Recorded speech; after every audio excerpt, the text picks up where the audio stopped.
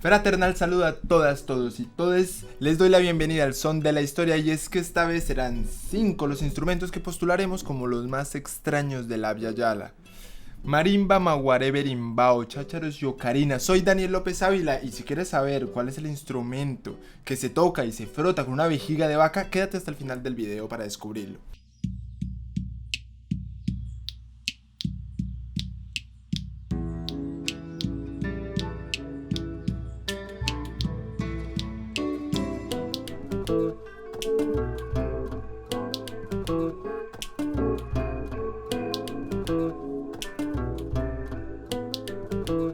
Plantear algo como extraño es de hecho una arbitrariedad, porque lo que es extraño para algunas personas, pues para otras simplemente no lo es. Entonces, ¿qué entendemos y qué comprendemos por extraño?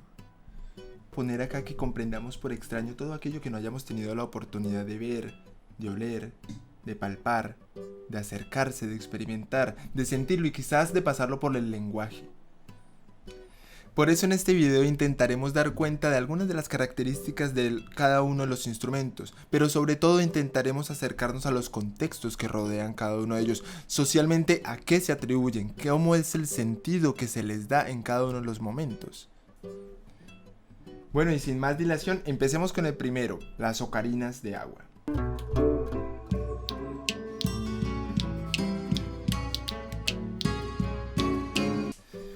Bueno, y siendo así, les propongo que iniciamos con las ocarinas de agua o vasijas silbadoras, un sinfín de formas de pájaros, ranas, jaguares y humanos de barro cocinado que suenan como el agua misma en movimiento, como el mito que se contó y se revive continuamente en el canto de su protagonista.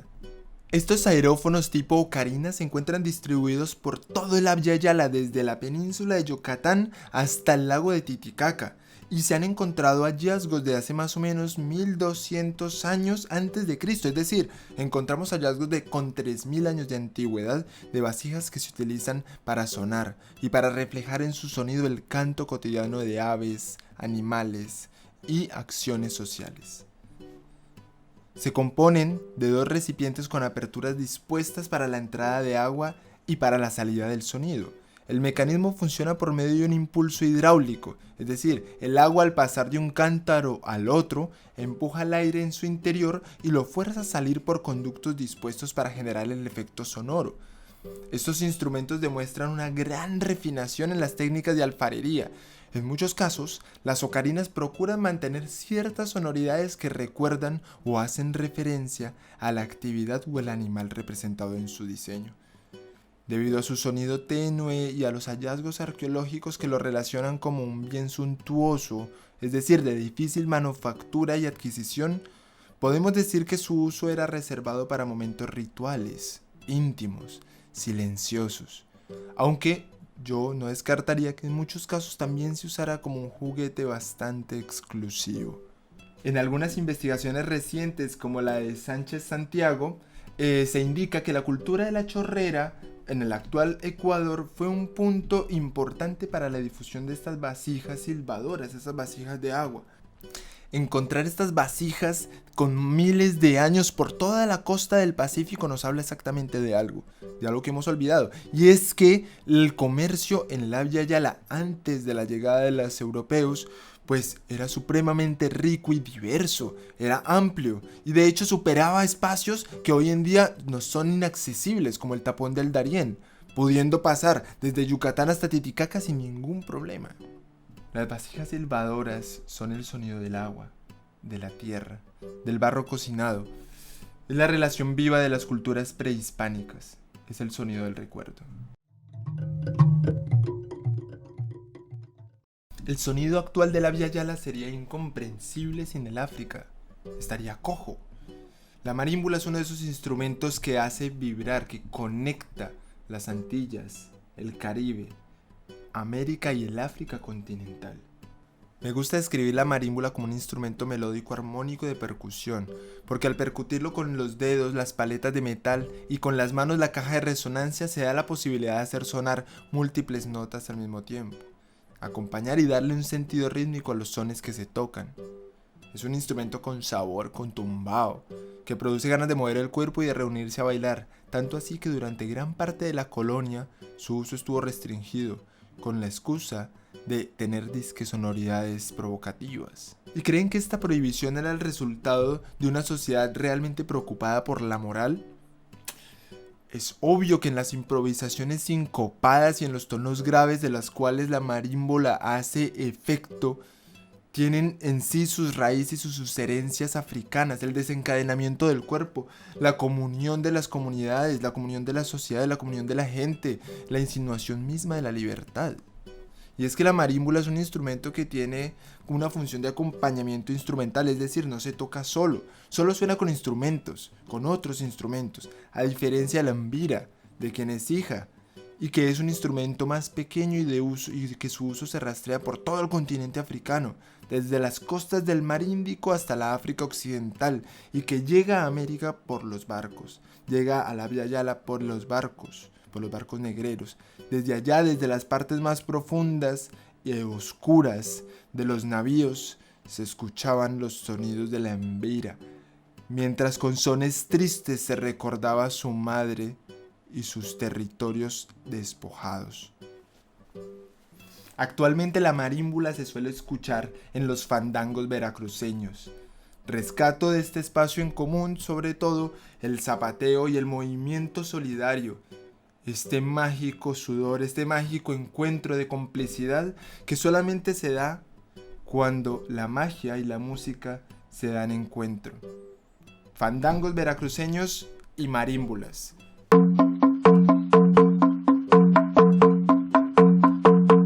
El maguaré, construido con Cariocarnos iferum o árbol suari, posee sendos troncos de gran rudeza, con una madera imbuida en magia, en misterio, que dan una exacta tesitura.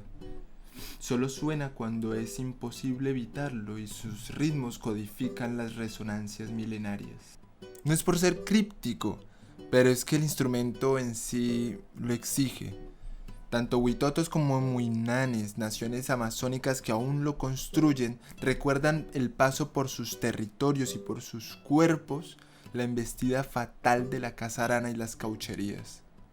El maguaré se trata de un instrumento construido a partir de dos troncos. Su tamaño corresponde con la fuerza espiritual de quien posee el permiso de ejecutarlo, la fuerza del sabedor. Sus ritmos son códigos sonoros que resguardan los saberes, las historias y los orígenes. El maguaré es un instrumento con una connotación completamente ritual. Por eso es que son tan extraños, porque realmente hay muy pocos en su hechura.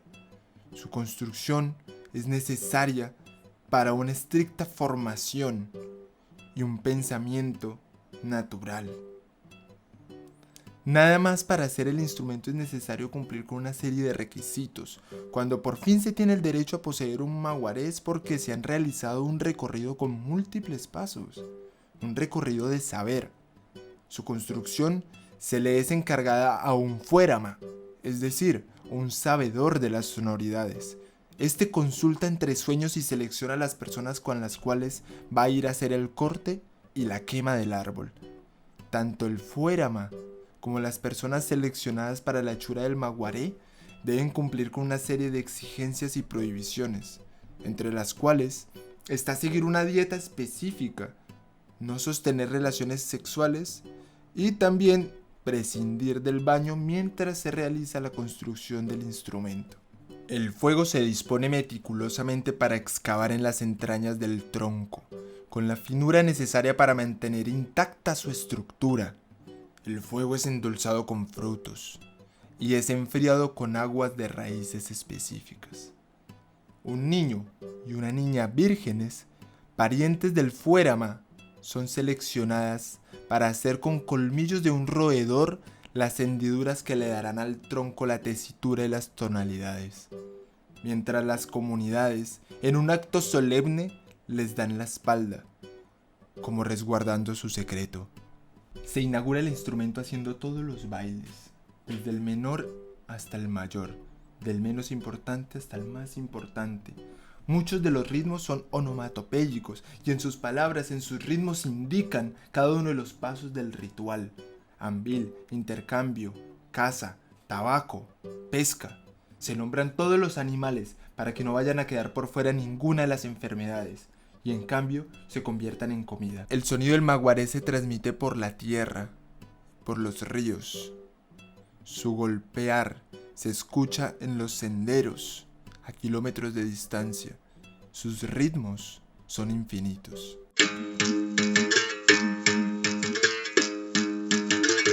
El berimbau. Quizás sea el instrumento más conocido en nuestra lista y tal vez todas y todos lo hemos visto en alguna vez en alguno de los bailes de capoeira. Y es que su existencia está plenamente relacionada con poblaciones angoleñas. De hecho, el mismo nombre berimbau se encuentra en Kimbundu, idioma hablado por muchas de las personas allí en Angola, que de hecho significa arco percutido. Lo que más me gusta del berimbau es su relación con el movimiento y con el cuerpo. De hecho, la caja de percusión, que es una totuma, se debe colocar en el abdomen y es en la relación de la sonoridad y el cuerpo en la que el movimiento cobra sentido. Para hacerlo sonar es necesario ejecutar varios movimientos al mismo tiempo. Con una mano se sostiene el arco y se modula el tono con ayuda de una piedra plana. Con la otra mano se percute la cuerda, que puede ser vegetal, animal o metálica, a la par que se sostiene una maraca tejida de fibra vegetal llamada kashishi. Aunque este no es el único arco percutido o sonoro que hay en la región, en la Abya Yala tenemos además la turumpa, el tamangüey y el piompirinzi, que son algunos de los muchos nombres que se le han dado históricamente a los arcos sonoros por parte de las comunidades indígenas. Porque los arcos sonoros han estado a lo largo de la historia humana y son tan antiguos como la costumbre de caminar. De hecho, lo que pasa es que no lo recordamos porque tenemos una desconexión total con la caza y la pesca, de donde el instrumento también tiene sentido por su relación intrínseca con estas actividades.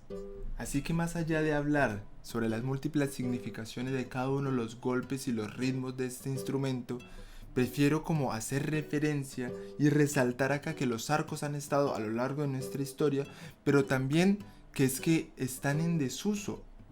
Es extrañísimo porque son los más antiguos y los menos usados, quizás porque lo eléctrico hoy en día ha opacado lo vital.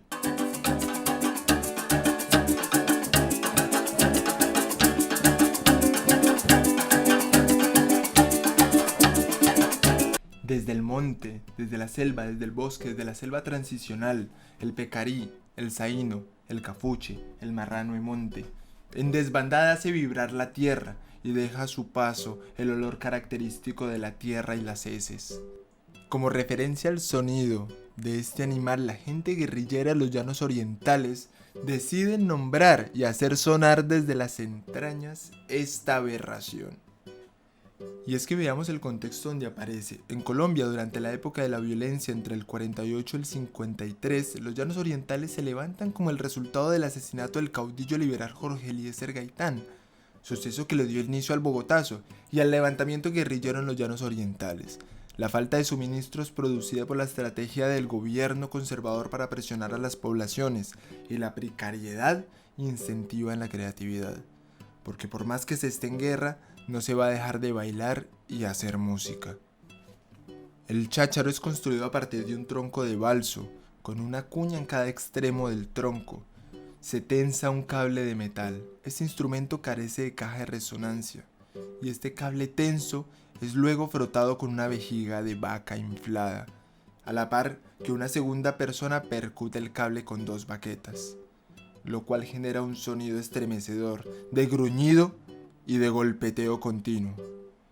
Este aparatejo es creado por un contexto de necesidad y con la rapidez que se crea cae en desuso. Realmente tiene poca resonancia, por lo que creo que seguramente debía haber estado ubicado en alguna superficie que la aumentara, como una canoa o un balde.